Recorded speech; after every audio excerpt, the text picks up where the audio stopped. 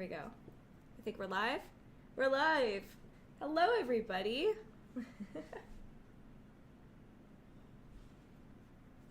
Ah, there we go.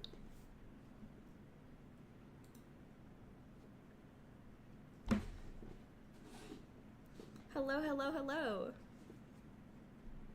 Greetings, Earthlings. All right, I'm gonna go ahead and let's see. You don't have my beautiful face on What? there. No. Where are Not you? even my wonderful floating head. Oh my gosh. Send me a PNG and I'll put you in there. Hello, everyone. Hello. So Oscar, good to see you. good to see you, Michelle, Galahound, Taylor. Welcome, welcome. Our Kickstarter is now launched. Woo! We've already broken 1,000 on there. But we've Huzzah! still got a lot more to go. All right. All right. Oh, I got your head PNG, Caius. I will go ahead and put you in.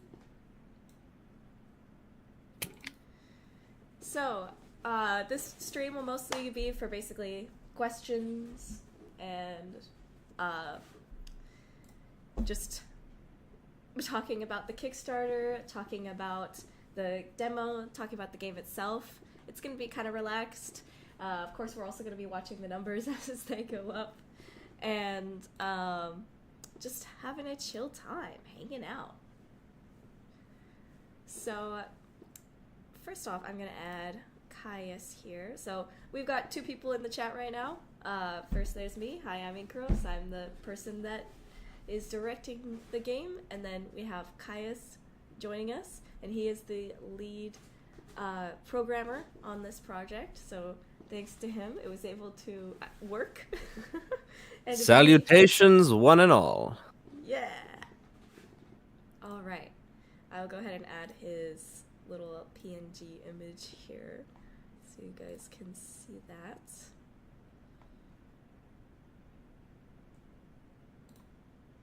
Okay. There we go. There he is. Should I put the head on top of Judith's head? There we go. It's a me. It's a me, a Caius. Let's see. He's floating around. Alright. Hello, everybody. Taking over the Kickstarter. So, does anyone have any questions about the Kickstarter? And can you hear Caius talking, by the way, everybody? I've been told I have no trouble being heard. It's getting me to be quiet, that's the problem. Yeah. Is Lydia wearing gloves? To me, it looks like she has paint on her hands. Well, you're right. She's not wearing gloves. She has paint on her hands. Where is she? Oh, I don't know if she's on here. 1 second.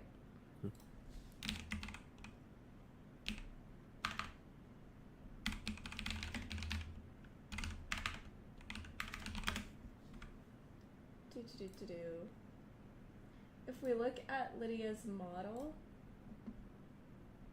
there she is. Yeah, there she is. She just has paint on her hands, not any gloves. So you were right. Good observation. The spirit of a true artist. Uh-huh, exactly. That's a lot of paint. Yeah, it is a lot of paint. She's like super messy with all of her paint. Okay, let me go ahead and link this stream to my Discord server.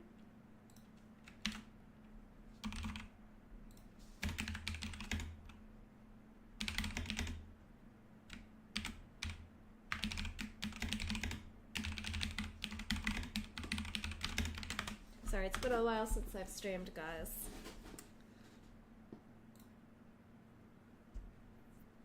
Okay, so let's go ahead and look at the Kickstarter itself. First, let me put on some music. We need some nice royalty-free piano music or something. No, royalty-free jazz, because we're on that noir grind set.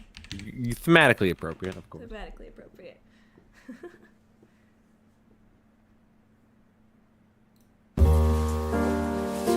There we go. Let me know if it's too loud or too quiet, guys. Oh, I'm too quiet? Okay, here we go. Is that better? Is that better, my fellows? Okay, we've got a couple questions in the chat. Let me check those out, answer them. Again, let me know how the volume is, if you can hear me, if you can hear the music. Not to push or anything, but it's been a while since you posted anything on Dragon Queen and Spectral Lakes, and there's a good reason for that. Basically, when it came to my book series with Dragon Queen and Spectral Lakes, I was having a lot of trouble being able to, like, make a living off of them. Even though I was having a lot of fun writing them, the main problem was that I was never able to get a publisher for them, or get a writing agent. So because of that, I was never able to, like, really sell them very much enough to make a living off of it. And right now, my main goal in life is to be able to make a living off of my work. So I decided to pivot more to my indie games. Not only because I have a lot of inspiration for them right now, and I'm just having a lot of really creative, fun stuff with making games, but also because I think it's maybe a better way for me to be able to make a living off of my creative work. But I really want to return to Dragon Queen and Spectral Lakes someday, maybe when I have more of a secure... what would be the word for that? Secure... being able income? To live... secure income, exactly. But I'm glad that people are still fond of those projects. It's just, they're just not a priority at the moment because I need to be able to live. Let's see, next question. May I ask, how do you keep a consistent continuity with your writing process? That's a good question. I would say what I do is keep a lot of notes. Especially, something I've noticed with some other projects is sometimes people accidentally, like, don't keep a consistent timeline. And I think that's the most important thing that you should really work on planning is your timeline. Set out, like even you can just draw it physically. Like, draw a timeline, figure out what your dates are for each of your major events for the characters, figure out your characters' ages, what year they were born, and that's going to help you a lot in the writing process, and make sure that it keep referring back to that timeline so that you don't have major issues and plot holes that don't make sense because of time differences or time issues. That's something that's already happened with, like, Overwatch 2. Like, when they released Kiriko, they said that she was childhood friends with Hanzo and Genji, but Hanzo and Genji are, like, in their 40s and she's in her 20s, so how does that work? It doesn't make any sense. So, even giant companies like Blizzard don't keep timelines consistent. So, if you keep your timelines consistent, that'll help you be one step up over Blizzard. By the way, guys, I'm a little bit under the weather, so I might cough a little bit. Don't worry about me, it's just asthma. Yeah, if I got to add a bit, expanding that a little beyond just world building. Mm-hmm. I think a lot of people, especially when starting out, can really underestimate just how important it is of keeping, like, just making not just notes, but actually writing out the details for just not character backstories, character names, as well as other things like that, because it is a lot of times I think as creatives that stuff can get in your head and like, oh, that's a cool idea, I remember this, but yeah, if you don't write it down, it can be very easy to get lost and create contradictions. Also, I think something that can help is just having people you can talk about stuff to and run stuff by, because sometimes they will remember stuff that you forgot. I've had that happen to me in my own work a few times, and they'll bring up stuff that, like, oh yeah, I forgot I wrote that down. So Mm-hmm. Yeah. Exactly. Like, just remembering to keep those stuff written down, keep a file folder, keep a notebook, refer back to it so you don't forget. Make your own Wikipedia. Like, things like that can really help you out. Because even though it's our world, sometimes we still forget things. Alright, and next question. I have a question. What gave you the idea to make the planet black and white? Oh, noir films, pretty much, right off the bat. Noir films, Tim Burton, or Henry Selick stop-motion films, and a series of Unfortunate Events books, which have a beautiful black and white art illustration style.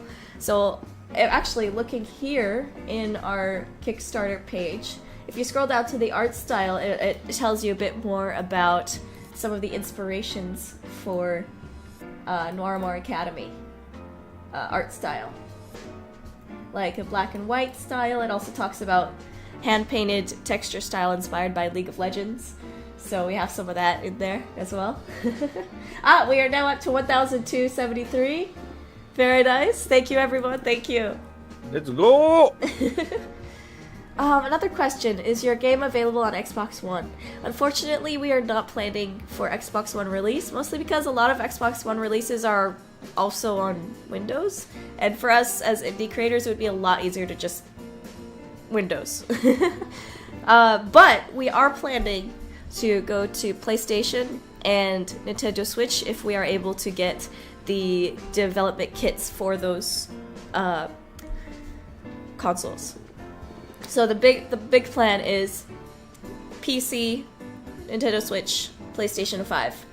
Switch and PlayStation 5 only if we are able to get the dev kits, if we get enough funding, etc. So those are a little bit more tentative, but PC for sure. Let's see.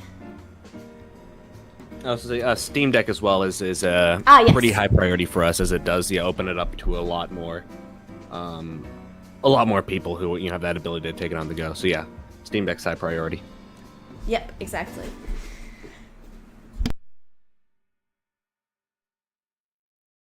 Excuse me. I'm gonna be honest, I think your books would make great video games. Thank you, Taylor. I think so too. I think it'd be really awesome to have Spectral Lakes as like also like a 3D adventure game, similar to like Sam and Max or Walking Dead or something. That'd be something in the far future after, we're done with Noiramore and Mariposa. But it's an idea I've also been thinking about, of course. It's one of those kind of pipe dream things. What was your inspiration for the Psyquines? Good question. Okay, so the Psyquines were inspired by a dream. But for most of the races... It literally came to you in a dream. It literally came to me in a dream. Except it wasn't like the unicorn ones that came to me in a dream. It was the ones with the deer antlers that came first. Basically, I'm trying to remember what exactly the dream was. I think I talk more about it in my devlog videos. But as far as I remember... It was more just like when I was coming up with Mariposa and all of the races and species of intelligent creatures that would be in Mariposa, I had to come up with something for like the 40s world, right? And I had a dream about just these people that had like antlers, and I was like, and like psychic powers, and I was like, oh, that sounds like a good idea. So when I woke up, I just kind of kept refining it, and then I was like, wait, 1940s, noir, spies, wartime aesthetics. Aha! I mean, so that they just all kind of clicked together, and I was like, black and white unicorn people. Because I don't know why I changed it to unicorns. I think maybe it just felt more thematically appropriate with the psychic powers idea, because unicorns are more associated with magic in that way. And one of the things I had a lot of fun with was the idea of their powers being like radio themed, because of course when you think about like World War II, 1940s wartime aesthetics, you think about radios. Radios were super important for communication during that era. You think about like the Navajo code talkers and all that kind of stuff, radio broadcasts, and even the shows that kids would listen to over the radio, like cowboy shows and things like that. So I thought that having a radio-themed magic system would be really cool and thematically appropriate for it. So I based even the kind of VFX of those radios on some of the ways that logos and cartoons of that time would depict radio waves.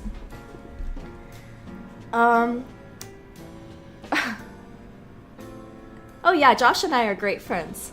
Josh is a really good guy. Let's see. Will Dragon Queen or Spectral Lakes ever become indie game? Oh yeah, that's what I said like before. Like I'd love to make them games at some point in the future, but right now it's like so far in the future. It's kind of like a pipe dream because right now I've got to do Noiramore. I want to do Mariposa. Yeah. Let's see. Yes. Dracone, you're right. Writing out your characters' profiles in their own document is a really good idea. It really helps you keep on track with that character that you've made and keep that character consistent too. Let's see. Oh, yes? If I can pop in as well. Another thing we kind of, I say sort of stumble upon as a good trick is not just, while making this is, not just the characters, writing the characters' backstories themselves, but their relationships with the other characters. Mm-hmm. It's also a pretty important thing to get down, and one useful way we found to do that is just having a spreadsheet essentially, because what that does is it allows you to plot each character's not just relationship but their opinion of another character. So to take this game for example, you could use this chart. You could easily write down and keep track of what is Judith's opinion of Becky and what's Becky's opinion of Judith and stuff like that. Yeah, totally. Because something that you'll realize when you're writing characters is that if you only think about the relationship that your main character has with someone else, then no one is going to feel like a real person. They'll all feel just like accessories to your main character.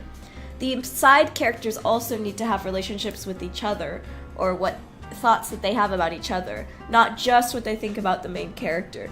I know Mary Sue is kind of a term that's really thrown around a lot and sometimes very inaccurately, but the point when the other characters in your story only seem to talk about your main character, only seem to have any real kind of relationship with your main character, it makes your main character feel like literally the only intelligent being in the entire universe. So make sure to have other characters that don't just talk about your main character. They need to have other relationships, other goals, other life outside of that main character.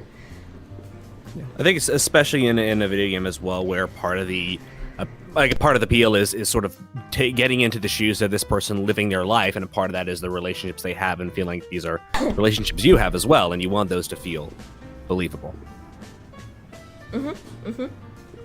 Exactly.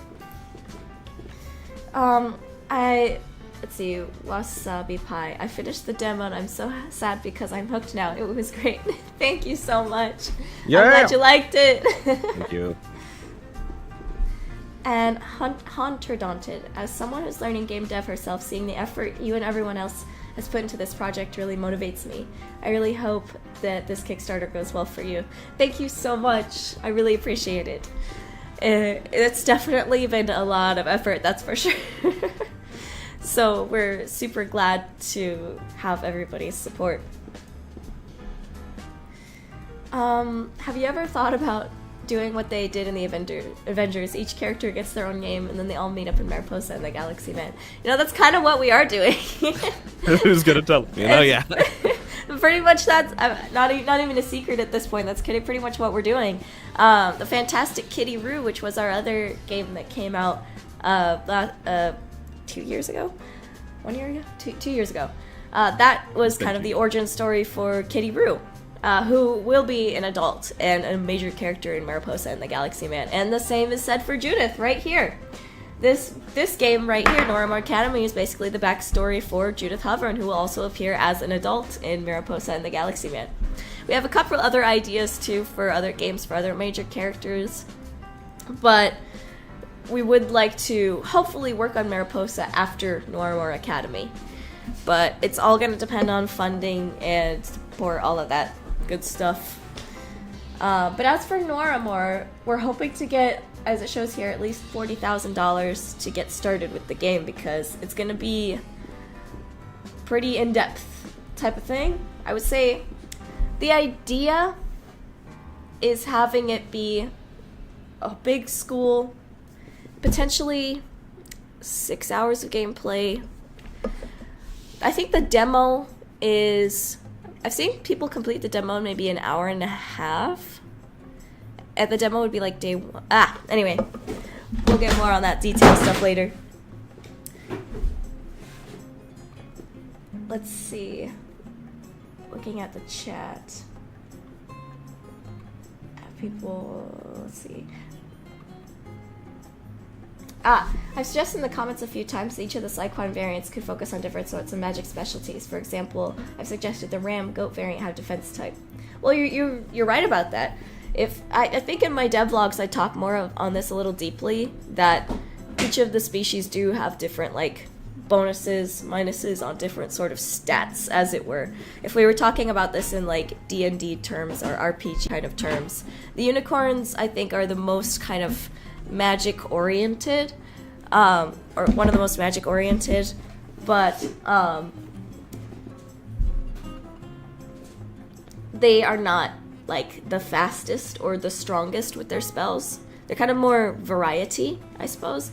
And then when it comes to like the rams, they use 2 of those rings on their horns per spell, which makes their spells much stronger, but they're not as quick. Other stuff like that will be, of course, more expanded upon in the game itself. We love that world-building stuff on the Inkros Inc. channel.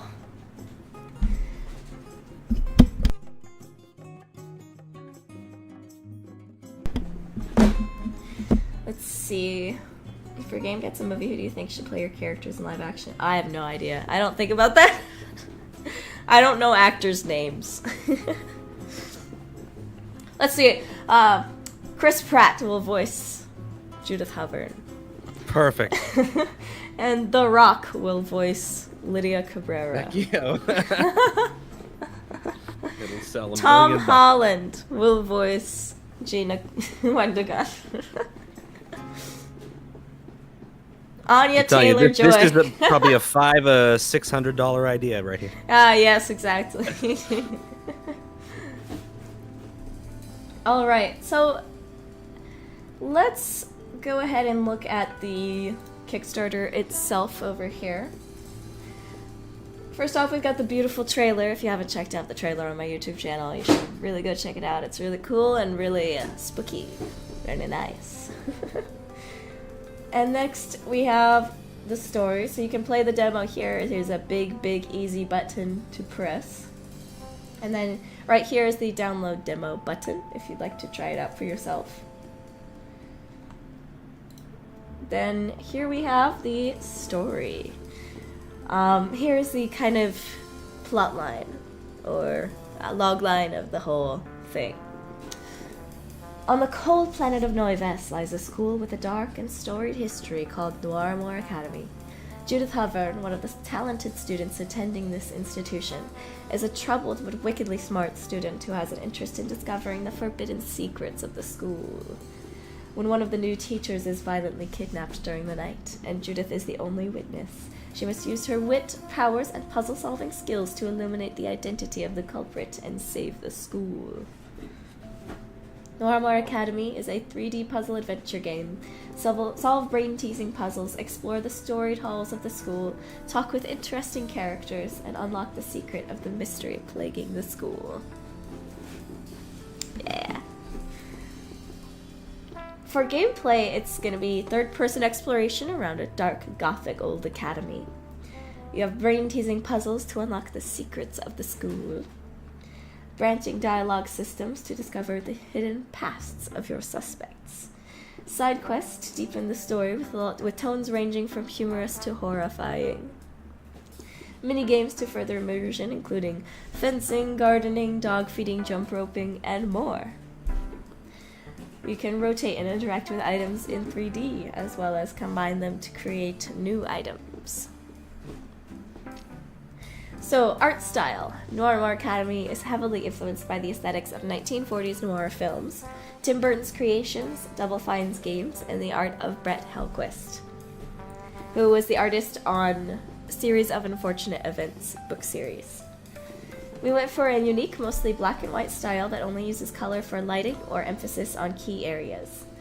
For our characters, we wanted to create a style that's low poly and efficient without losing charm or readability, thus a hand-painted look inspired by League of Legends. Characters. You play as Judith Hubbard, a troublesome, sly student who loves putting her nose where it doesn't belong. She has a penchant for mysteries, but an attitude that can get in the way of her building lasting friendships. Additional characters. Our colorful cast of characters provide plenty of secrets to discover and entertaining dialogue to listen to. An assortment of quirky and mysterious personalities provide the backbone of the game's charm. And now for our setting. By the way, guys, this is a Q&A stream as well, so if you have any questions, feel free to drop them in the chat section, and we'll take a look. Noiramore Academy takes place on the cold planet of Noives, a black and white fantasy world where a race of horde peoples called the Psychine live. Using their natural radio-like powers called resonetics, they can use telepathy, telekinesis, and more. Noives is a place of strange monsters, underhanded royals, brutal wars, twisted secrets, underground metropolises, ancient evils, and yet, at the same time, it's a planet of benevolent dragons, a kind god, beautiful crystal caverns, smart peoples, wondrous creatures, soft snows, and embers of hope. Let Noiramore Academy take you onto a journey of exploring the rich history of Noives through story, dialogue, music, optional texts, and more. Nice. So, we got a question from Drakon. What was your inspiration for each of the confirmed characters? Oh, I talk a bit more about this in my devlog series on YouTube. I think in the episode that is the... Hold on 1 second, let me find it.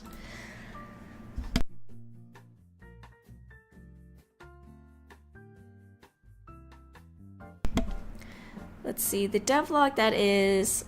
How I Designed My Indie Games Characters, which I think is episode 3. I talk more about the inspirations for each of the characters.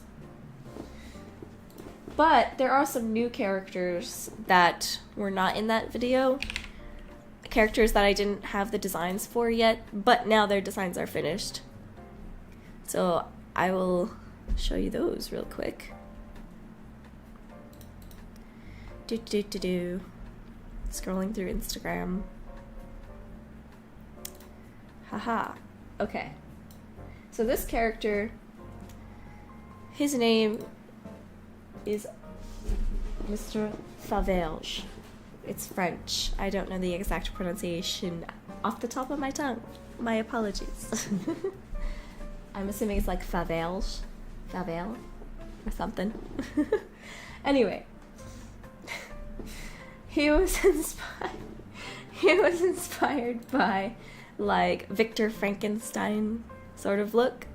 This sort of Victorian mad scientist type of vibe.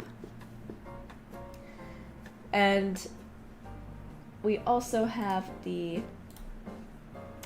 gym teacher. Her name is Coach Terrera.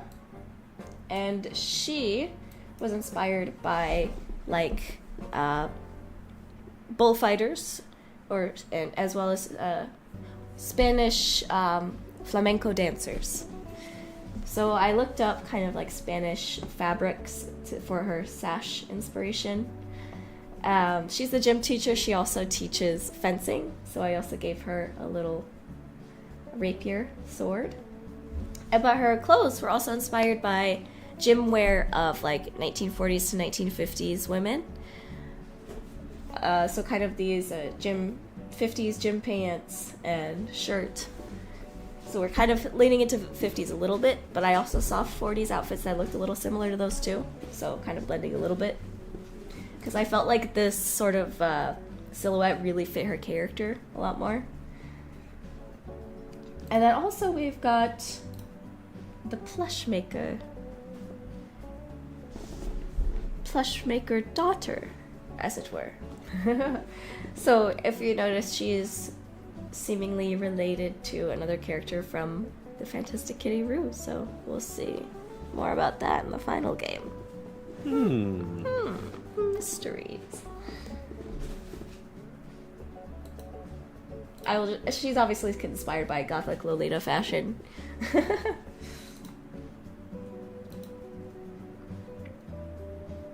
And then you have Lunch Lord Seabrook.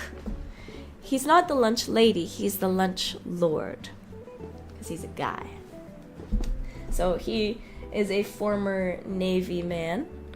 And now he works at the school as the lunch lord. But the food is delicious. The food he makes is delicious, if not very oily. Maybe too oily for children, but whatever. It's not healthy, but it's really good. He needs to move to Earth and start working in America. He'll love it. Exactly. He's got to work at like McDonald's or something. Make the best burgers around. And here we have Mr. Cabrera. Cabrera, that name sounds familiar. Ah, yeah, that's right. Lydia Cabrera. Are they related? Yes, they are cousins. He is her older cousin, and he works at the school as the school librarian and math teacher because the school is understaffed. So, he and Lydia came from a foreign country, and he wanted to move because he loves learning about languages, and so he wanted to live in a foreign country to study foreign languages. He and Lydia actually traveled around the galaxy for a little bit to like some of the planets that are featured in Mariposa game, to learn new languages, try new things, and then eventually he decided to settle down and get a job at Noiramore Academy. So he and Lydia traveled to some pretty interesting places and have some interesting traveling stories to tell. That's for sure. Now, these characters don't have models yet. I haven't gotten to them yet. But they're very important. It's just because they haven't gotten a model yet doesn't mean they're not important to the story. The more funding we get, the quicker I can get those models out.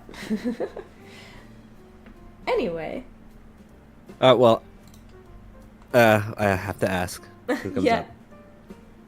Who's been your favorite? Your character to like design, write, just all together? Who do you think is your favorite? Oh my gosh, I don't think I can honestly answer that question. Picking between your children, I know. Okay. I think my favorite character is the Bard. But I also really like the gym teacher. And I really like Judith. And I really like Gina and Lydia. It's really hard to pick. But I think my favorite characters are Judith, the Bard, Gina, Meredith. I can't even pick between them. Gina is a hard one to not have as a favorite. Yeah, she really Those is. of you who haven't played the demo yet. Yeah, There were, exactly. honestly, development on the game was probably delayed a couple days because basically any time I had to do another playtest, I would just go and talk to Gina just to hear her lines. She's so funny. Yes, she's and her actress Jasmine did just a really, really fun. Oh, she did so good. She did a really great interpretation of the character. Actually, speaking of that, let me show you guys the voice actors on the demo. So here in the talent section, it shows you all of our voice actors and actresses who worked on this demo. And, there's one that's missing. Hold on, it's on the website. We have our official website over here. Let's see, team. Where did we put it? Hold on. Here we go. So first we've got Susie Rye, who is Judith Hovern. We've got Phil Snyder, who is my dad. He is Headmaster Claiborne. He has years of experience in voice acting, so I had to take advantage of that, of course. Margaret Ashley did an amazing job as Mrs. Grinsby. Ariana Nicole George voiced 2 characters in the demo. She voiced Miss Nunatak and Nicholas. So she just happened to voice the 2 deer characters in the game, so that was a coincidence. Blair Green Osako voiced Marisol Aker. She did such a great job with how, like, what a kind of sweet and yet kind of a little bit crazy, a little bit fun sort of character that that Marisol is. Neil Archbold voiced Deacon Vestshire. Did a great job with this kind of calm character that he is. And Jasmine, like I said, she did Gina. She did a really great job on Gina's character. And then Ariana Fox voiced Lydia Cabrera. She just brought that great kind of somewhat deadpan, but still has that sense of emotion to her. It's great. Oh, actually, I am in the cast. I didn't put myself in here because I'm probably gonna replace myself anyway, because I'm not British. But I voiced Becky in the demo. Becky only has a couple lines, so I just didn't have time to like cast for her for the demo. So, but I voiced Becky in the demo, just to have something really quick. And let's see. By what means is interplanetary travel achieved? Good question. That's something that'll probably be talked more about in Mariposa, because Mariposa is the game that has the actual like traveling between planets. This game is only going to take place on one planet in one school. So I can't really talk about that for this game at the moment. But I do have like a whole timeline I'm working on about like which planets kind of found each other first and which planets came up with interplanetary travel first.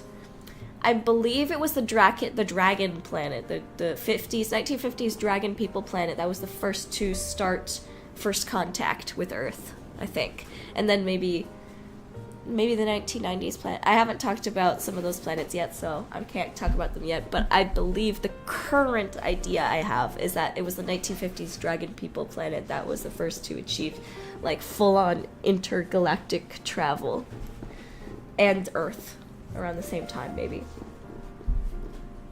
That's not spoilers. It's just some world building stuff I'm tinkering with for the Mariposa game. Let's see. What sort of pet or mascot games can we pet mascot animals can we look forward to in this game? Ooh, that is a great question. Do I have any pictures of some of them? I think I do on here. So one of the ones I have right here is the Kipson, which is like the fox creature.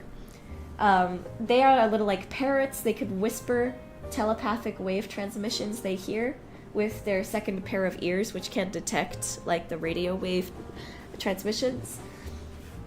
They use this to mimic telepathic sounds of their prey to lure them out of hiding.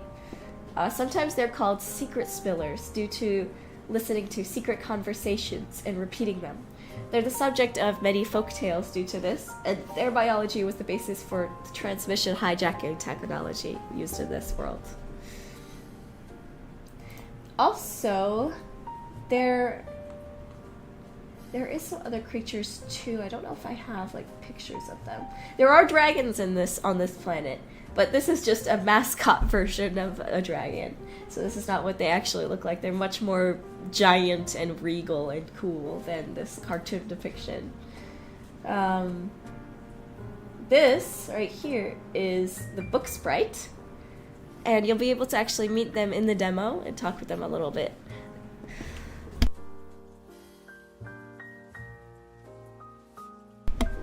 So, you'll be able to talk with them. They're almost like, they're probably one of the more intelligent animals in this planet. They can read, but they cannot write. Like, they can understand reading words, but they cannot really write their own.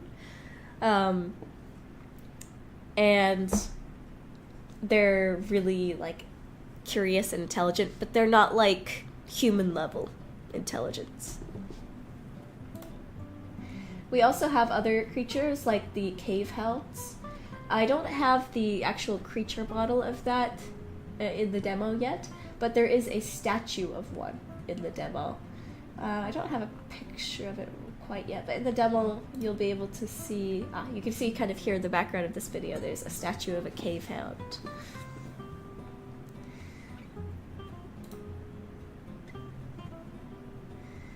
Let's see, any other questions?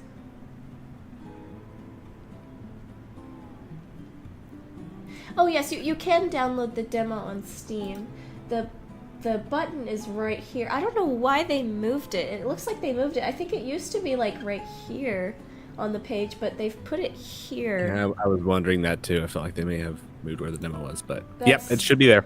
That's weird. I don't like that. Because originally, yeah, the demo button was like right up there in front and center, like download demo. But now they kind of tucked it down here, which is a little confusing. Steam, why did you change it? We're now up to 1,323. Thank you, everybody. 32 backers. Thank you. Yeah.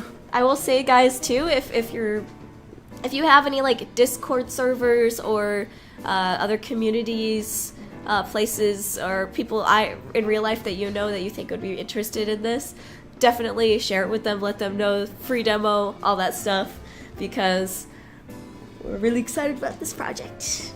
Yeah. Let's see. Are you going to upload a video of the gameplay on your channel? I don't know.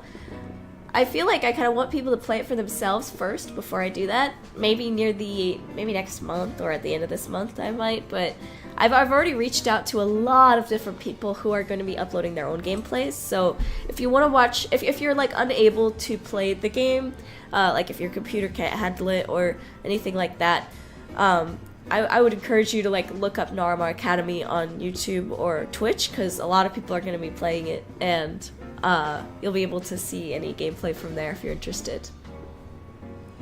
Will the game be released digitally or on a disc? So the game is definitely going to be released digitally. Disc? I don't know. It's really going to depend. I can't make any promises on that. We would love to have a physical release for like PlayStation 5, Nintendo Switch, but we don't know for sure if that could happen, especially with depends on the funding, depends on interest, depends on sales, that kind of stuff. Are we going to meet anyone from other planets in this game? Good question. Yes. I won't say anything more than that. It's not really a spoiler, though.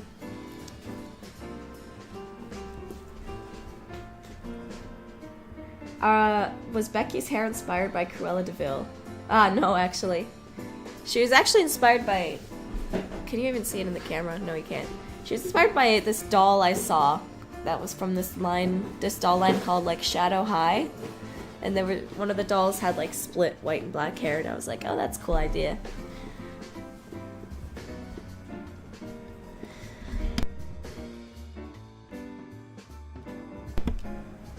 Alright. So let's see. Let's take a look at the music next. The musical inspirations of Noiramore Academy include jazz, film scores such as those of Danny Elfman and Thomas Newman, and mystery games. Our composer, Color Planet Crazy, who's my sister, has created the music for our other projects, including Mariposa and the Galaxy Man and the Fantastic Kitty Roo. She's also released 3 of her own original albums, including Make Your Own Medication, Color in the World, and Animal Food. And then you can check out the theme she composed for Noiramore Academy here, which is really good. It was actually the theme that we used for the trailer as well. If you guys are interested, 1 second. Let me show you her channel.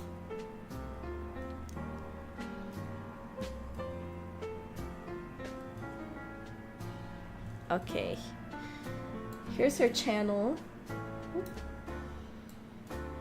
And then she's got a whole bunch of music that she's made, including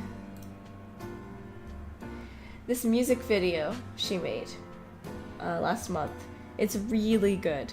So I highly suggest that you guys go to Color Planet Crazy's channel. I'll put a link in the chat. And check out her music video. She worked super hard on it. It was really, really good. Now let's look at inspirations. So of course, Nancy drew games, adventure games. Oh, by the way, is the Bard going to make an appearance? Well, of course! Of course the Bard's going to make an appearance in this game. He's in the trailer right at the end. He's not in the demo, but he will be in the final game. Other inspirations include Resident Evil 2 Remake, third-person exploration and environment puzzles, Grim Fandango for story-based experience, adventure game, character interaction, for Bioshock for kind of 1940 style, rich world building, Tim Burton movies for kind of atmosphere, tone, art.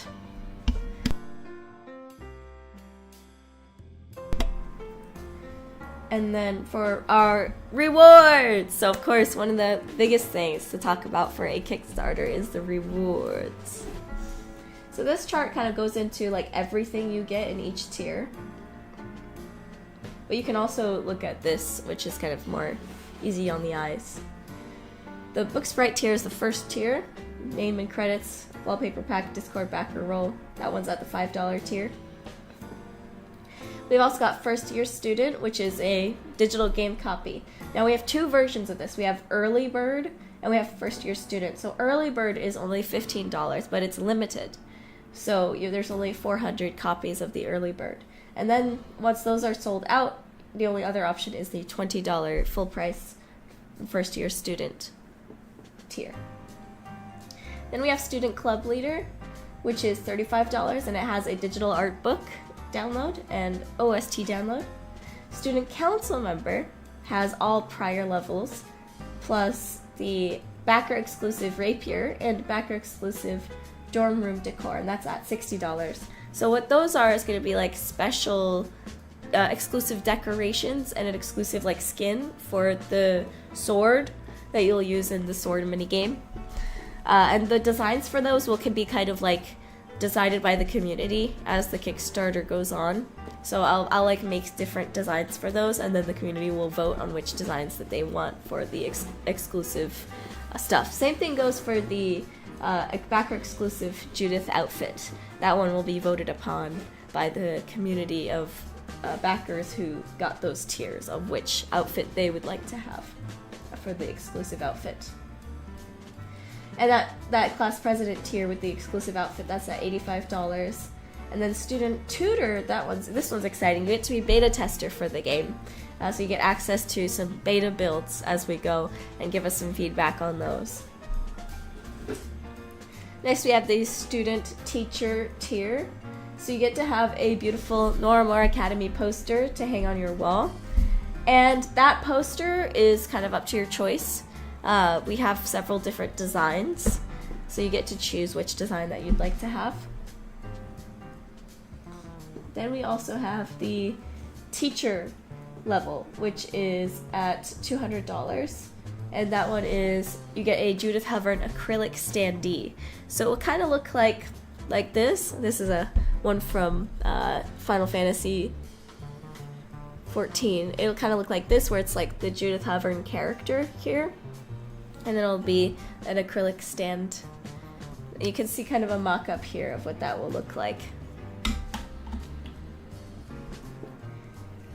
Then for Headmaster, we get an acrylic standee of the Bard of the Inked Wastes. So again, this similar sort of acrylic standee design, except with the Bard instead of Judith. So at Headmaster tier, you get both of them. You'd get teacher and you'd get Judith and Bard of the Inked Wastes. Now these are some really fun ones. We've got Local Lord, which is where you get to help design your own family crest to appear in the game. Maybe it'll be inside a book, maybe it'll be on a poster, maybe it'll be in a like classroom book or on the wall, that kind of stuff. It can appear sort of a family crest. And then Fiefdom Baron, and then Local Lord, that tier is $700. And then the Fiefdom Baron tier is $2,000. That one is where you can help design an alternate outfit for Judith. So they'll kind of give us some design ideas, chat with us on it, work with us on it. And the same thing goes for King of Corveth, which is our highest tier. It's $5,000. Of course, these tiers are limited because we can't have a billion creatures, a billion new outfits we make for the game. So the King of Corveth tier is a $5,000 tier, and that's where you get to help us design a creature that will appear in game. Maybe it'll be like a full-on 3D model of a little creature. Maybe it'll appear in a little aquarium if you want to make an aquatic creature. Maybe it'll walk around the school grounds if it's not dangerous. Maybe it'll be a skeleton of a creature that appears in the science classroom. That kind of stuff. So we can do some really interesting things with whatever creature you chat with us to help design.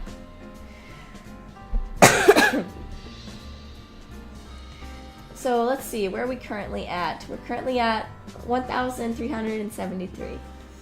Alright. Very nice. Now let's take a look at team. So any other questions you guys have as we're going along here? Any questions about the demo? One thing that always puzzles me though is that why is this planet mostly black and gray? Because it's noir inspired.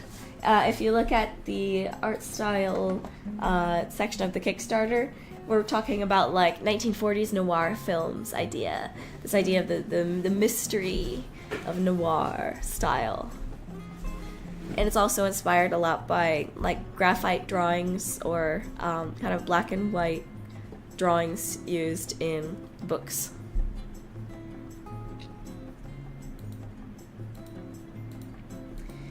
Now let's take a look at the team. So the first one is me. Hi, I'm Anastasia Snyder, the director and lead character, environment artist, animator, writer on the game.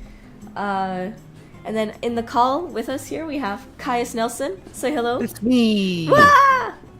He's the lead programmer. He regularly creates Unreal support tools such as Omega Framework, Assembly, Modular Character Creator, and more. Do you want to plug anything? Sure. Well, I have my own YouTube channel as well where I cover one, I have my own games I've worked on, like Liberty Bell, which we released last year, is available on Steam. I also occasionally do tutorials and release videos on primarily the main tool we used in addition to Unreal Engine, which is the Omega Game Framework, which is essentially a plugin that adds a bunch of tools for game development. We've been using it since Mariposa and the Galaxy Man, and it's actually it's only improved with time.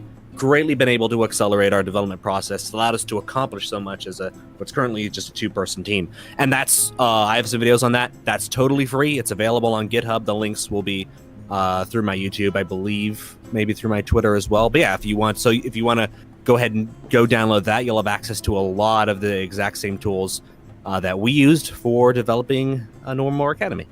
Yeah, exactly. Very nice. You can link to any of those in the chat if you want to, by the way. Or give me the link if it doesn't let you put it in. It should. And also, we have Carrie Snyder, who is my mom. She worked on the UI for this game, as she also did all the graphic design work on this Kickstarter. So she was really, really helpful and kind on that. And she also helped with the website. She created all my websites as well. And then I already talked about her before, but Aurora Snyder, or Color Planet Crazy, is the lead songwriter and composer.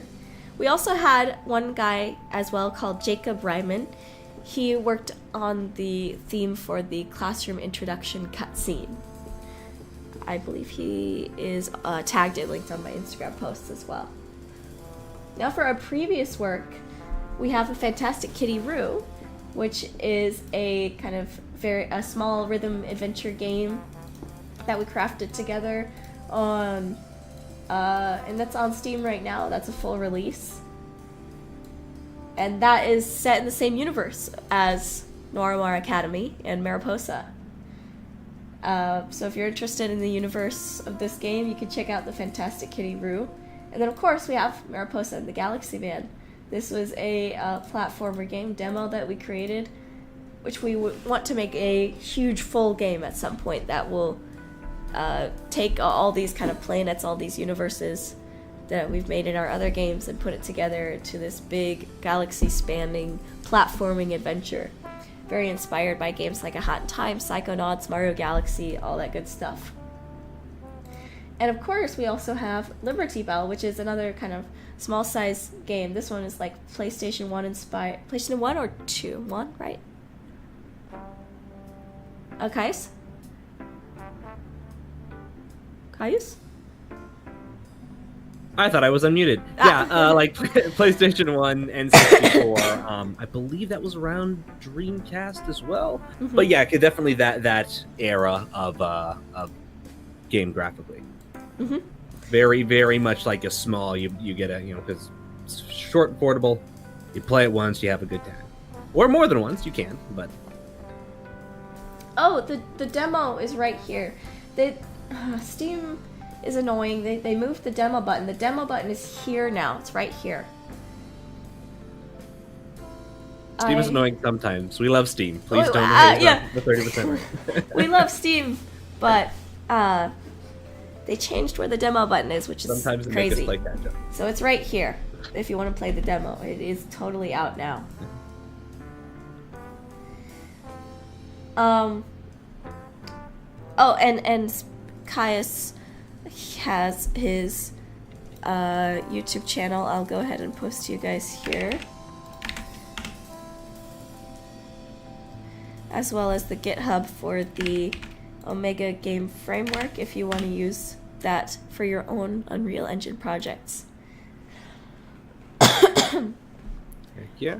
But yeah, looking at Liberty Bell, which was another previous project, it's just a cute little platform. It's only $3 if you guys just want a cute little fun like PlayStation 1 Dreamcast style platformer. Check it out. Link is on our Kickstarter page. Now, onto the talent. I already talked about the voice actors. You can see more about those guys on our Flutterstars website. And then I've got our budget here if you want to take a look at that. A lot of it's going to be towards getting those rewards out, of course, because we have some physical rewards like the acrylic standees and the posters, which will have some shipping cost as well. And then platforms and languages. This one's pretty important. Our main platform will be Steam, but we are actively looking into getting onto the Epic Store and Good Old Games. Additionally, if we're able to secure dev kits, we would like to port to Nintendo Switch and PS5. If this is... Oh, excuse me.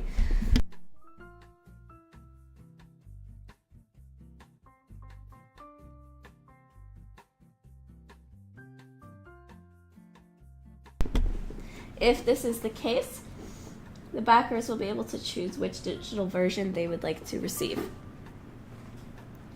Localization is at times prohibitively expensive, but if we're able to exceed our funding goals enough, we'll be able to look into Japanese and Spanish localization, maybe at around 2,400 backers, French at 2,800 backers, and German at about 3,000 backers. So that's something we're trying to look into, definitely, because we want our games to be able to take off on having more people be able to understand it and get immersed into the experience. And of course, for risks and challenges, in game development there's always risks, usually in terms of scope creep, technical issues, or mismanagement. But with our previous catalog of games, we hope to prove that Inkers Inc. is capable of handling this project to its completion and exceeding expectations in quality. So, if we look at our previous work, check out our previous games, it kind of gives you a good idea of sort of our attitude or focus towards game design and having and experiences. We broke 2,000! Woo! Yay! Let's go! I realized I was muted again. You're muted again. Thank you, everyone. Let's keep it up. It has been. I'll say it has. One thing that's been really fun is since it's we've kind of had the same team since Mariposa and a lot of the same tools. Yeah, just being able to with each game, not only refine the tools, refine the process, and kind of just. I mean, I think you can compare just Mariposa to the Mariposa demo to Noiramore. You can see kind of how much more smooth a lot of things are. So yeah, that's been really nice. Oh, and it's great because it helps us accomplish more even with the smaller team, because obviously amazing what big teams can accomplish, but there's can be benefits to having kind of that smaller, more focused team as well. Mm-hmm. Oh, and did you want to talk at all about modding tools? Sure. So we don't want to I don't necessarily promise for sure anything, but we do want to add in at least a decent level of modding support as well for the game, especially in regard to localization. If we're not able to afford it, I know something that some of the most popular mods for games will be people who will just create translations, localizations in their own language that weren't officially done. So if that isn't something that we were able to afford ourselves, and to get a really high quality localization, at least providing a method to where people would have the tools to translate it for people in their own language. Yeah, something that we definitely are wanting to have support for. Yeah, exactly. Because one thing we've seen recently, actually, have you heard of this, Kaius? Have you seen like the complete modding tools support they just added for Baldur's Gate 3? Yes. That's crazy cool. Very cool. Oh, Vomited Thoughts says, I subbed years ago and occasionally watch once in a while. Seeing you making game now is amazing. The animation quality has me hooked. Yeah! Thank you so much. Yeah, Baldur's Gate 3 is the gold standard for so many things at this point. Yeah, really. That game is super cool. And it's definitely inspiring when it comes to being able to integrate like a really cool story, really good story in your game. Mm-hmm. Let's see. Any other questions you guys have? Oh, have you ever heard of Amazing Digital Circus and Murder Drones? I certainly have. Who hasn't heard of Digital Circus at this point? I think it's amazing how popular those guys have become with their indie projects. They've worked really, really hard to get to that point too. I've been looking at some of their older projects on their channel, and they've made some really high quality stuff when it comes to YouTube. And it's amazing to see their channel like really pop off now with Digital Circus and Murder Drones.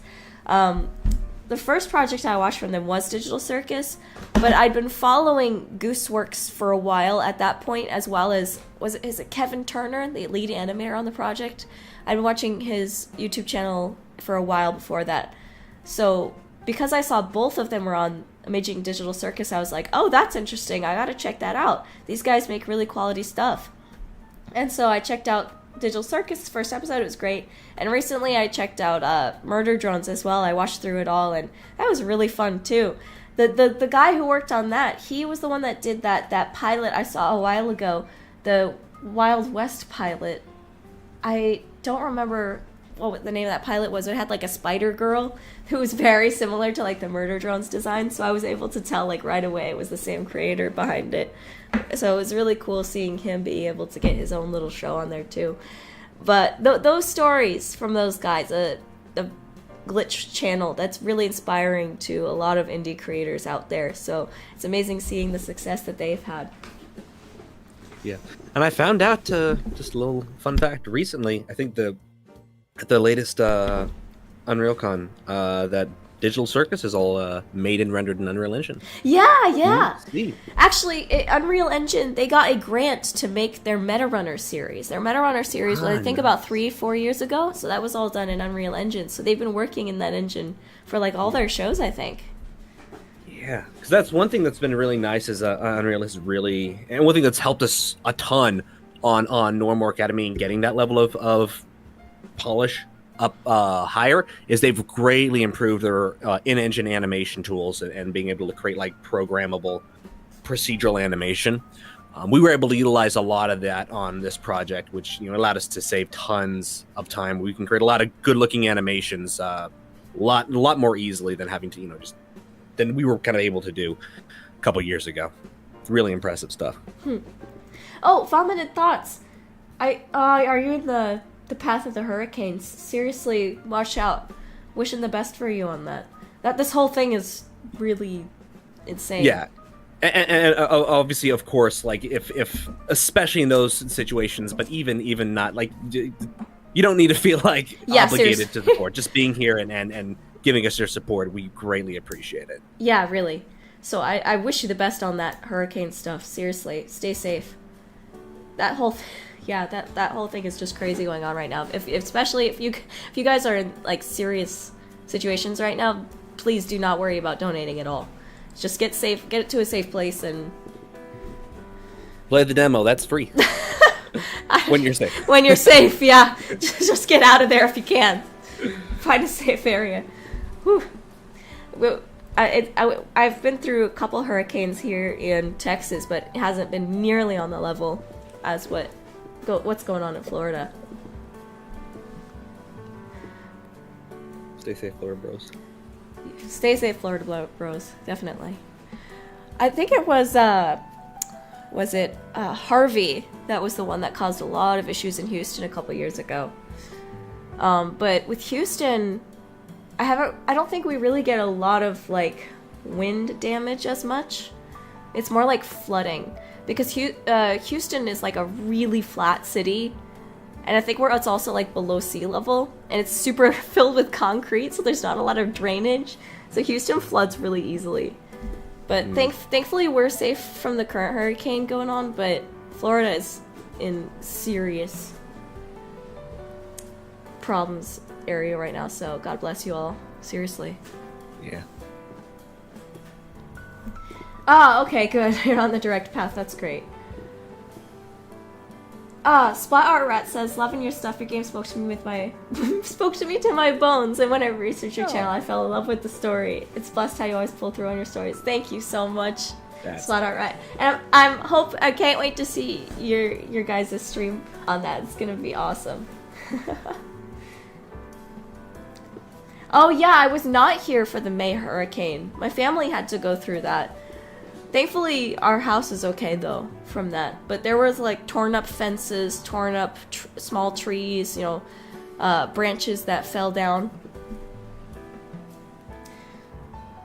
I don't know if anyone has asked this. What inspired this character? What exactly? I'm assuming they mean Judith? Oh, we're now up to 2092. Thank you, fellas. Yoo-hoo! Go! What inspired Judith? I would say, like, just a lot of depictions of women during World War II, specifically, like, American and English women during World War II. For Judith's, for Judith's adult form, which was, her adult design was the first design I made for her because she's going to be in Mariposa, which is later in the timeline. For her adult design, she was literally directly inspired by, like, uniforms of American and English women during World War II, and American British spies and nurses, military women. But as for her student design, that was heavily inspired by 1940s student uniforms and student wear. But as for... Would it be safe to say there's a little bit of Nancy Drew in there as well? Oh, maybe, yeah. A little bit. I wouldn't say directly inspired by Nancy Drew herself, but more just like maybe the less, vibes not so much of in the the games. personality, but not so much in the personality, yeah. Yeah. Nancy Drew is a very nice character. Judith is... Judith is not. Judith isn't a nice person, at least not at the start of the game. Have you seen doll customizations? In Mariposa, you said you'd base the design on Monster High. Yeah, the art style of the Mariposa universe is very heavily based on, Barbie, Polly Pocket, Monster High, Ever After High. A lot of those, like, cutesy girl stuff that I grew up with when I was a kid, because all the characters are kind of based on, like, this idea of fashion and heritage fashion. This idea of the fashions of our mothers, grandmothers, and how that's kind of these designs of history have passed down through this past 100 years. Each planet is kind of based on a different decade of the 1900s. This planet is based on the 1940s style, and so I've seen a lot of doll customization type stuff, like Delightful, I think. She's got some really cool videos as well. But yeah, I think it's also heavily based on this idea of American Girl, too. I grew up with the American Girl dolls, and for me, those were like a really incredible way of learning history and relating more to history and what it was like being like a 10-year-old girl at different times of American history. So, I'd say like, yeah, Monster High, Ever After High, Barbie, American Girl, Polly Pocket, all those kind of things coming together that formed my mental childhood ideas. See you later, Vomited Thoughts. Thank you so much for joining in. Thanks for coming.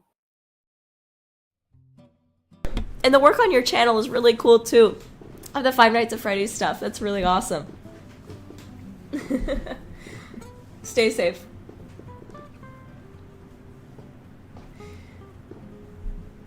Taylor says, I can definitely see Judith being an undercover detective. Well, a spy is kind of an undercover detective,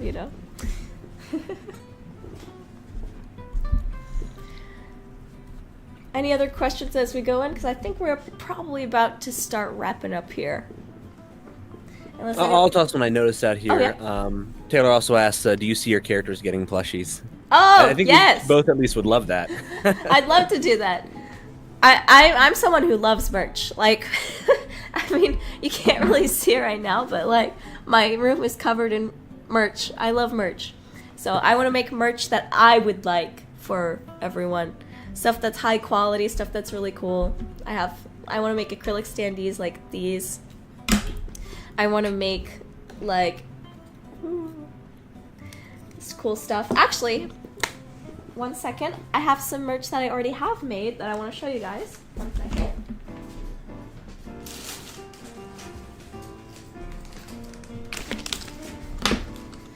So these will be for sale on my Etsy store at some point. But here we've got keychains. Acrylic. I'm trying to check if that's in focus. Acrylic keychain of Judith here. And I've got Judith, I've got Marisol, Dina, and I haven't peeled off the backing of this one yet, but it's going to be see-through. Lydia. So those will be on my Etsy at some point in the future, maybe after the Kickstarter. Because I want kind of all the focus on the Kickstarter at the moment. But I'm going to... Oh, yes? I was gonna say, I think there's like a bit of an unspoken rule between kind of us and some of our friends who also make stuff. Is like once we get Nendroids made of our characters, that's when we know we've made it. Yeah, exactly. That's the goal.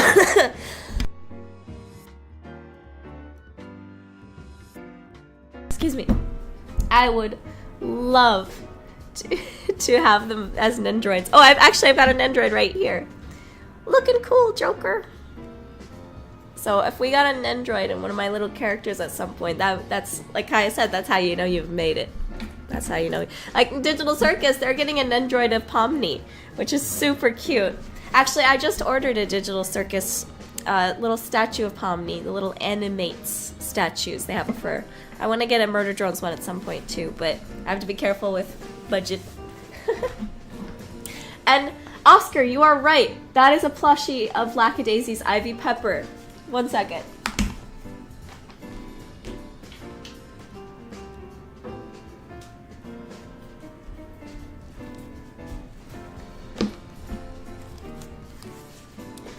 here she is. I supported the Lackadaisy animation Kickstarter. What wasn't a Kickstarter? What did they do? They did a backer kit for it. I supported the Lackadaisy backer kit for their animation because I've been following the comic for a long time. So I was really excited when they were doing their own whole backer kit for it. So I decided to support it with the plushies. I got the books. I actually have the Mordecai plushie as well as the Rocky plushie over there. I really wanted to make sure they were supported, so I don't... I'm really excited to just see the series as it develops.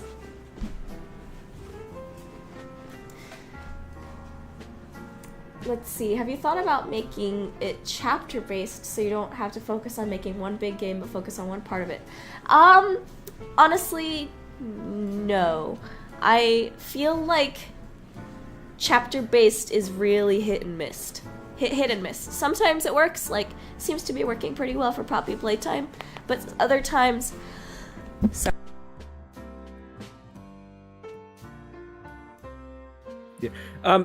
Just some types of games lend themselves better to that sort of episodic chapter-based element to them as well.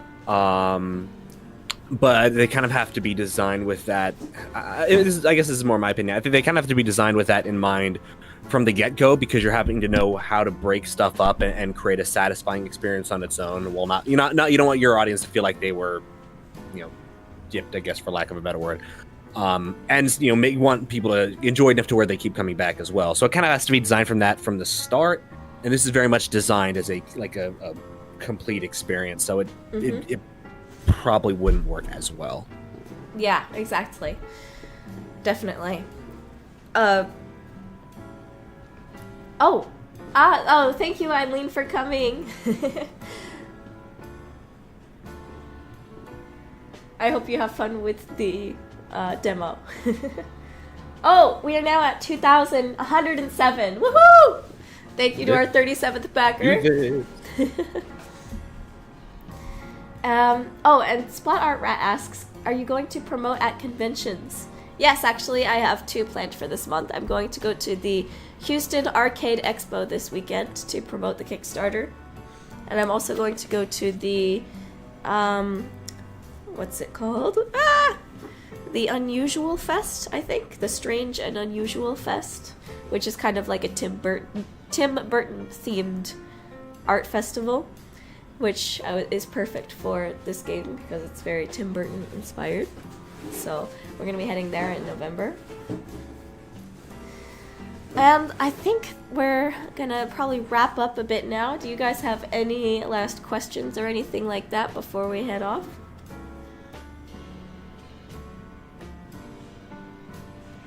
Oh yeah, I'm kind of sick. I don't have a fever, I just have some asthma issues going on at the moment. Thankfully, it's better than it was a couple days ago.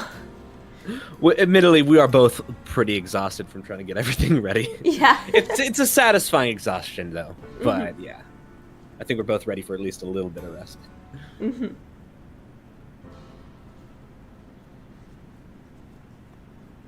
Oh, and I guess before we go as well, if there's any Discord servers or family members, any friends, any communities you know of that would be interested in this Kickstarter, please let them know. Please link to the Kickstarter page or the demo. Spread the word on this, and hopefully we can get this funded pretty fast. Thank you so much. Bogus Animatronics and Stuff says, I like Skibbity Toilet. Nice. Is that a bannable offense? Is that a ban? No. We have freedom of speech here. We can say we like Skibbity Toilet. We can say we like Riz, Ohio, Sigma, whatever. We don't have to like it. But we don't have to like it, exactly. Thanks for coming, buddies. I have some unique opinions on Skibbity Toilet. I'm someone that watched all those TF2 weird animations when I was a teenager, so for me, Skibbity Toilet is like nothing. It's like normal compared to all of the weird stuff that has been in like TF2, Gmod, SFM stuff. What's the weird part of it is the fact that it's so popular for some reason. That's the weird part. would you consider making U2s if the game becomes popular enough? Oh yeah, sure, definitely. We'd love to partner with U2s. Let's see. I wonder if it'd be cool to do a competition for people to make memes or fan art. Winner gets to be beta tester. Good for promotion. I've been thinking about doing some kind of contest stuff. Maybe like one of those sort of where you, if you follow and share the post or something, you can be entered in a raffle, something like that. I've been thinking about stuff like that to do this month. Don't ban me. Well, you're clearly not a bot, so we won't ban you. Don't worry. You can like Skibbity Toilet. That is your American right. If you're American, you know what? Even if you're not American, that's still your American right. We are, so we're letting you have that right. Even if you're not American, we're giving you that license.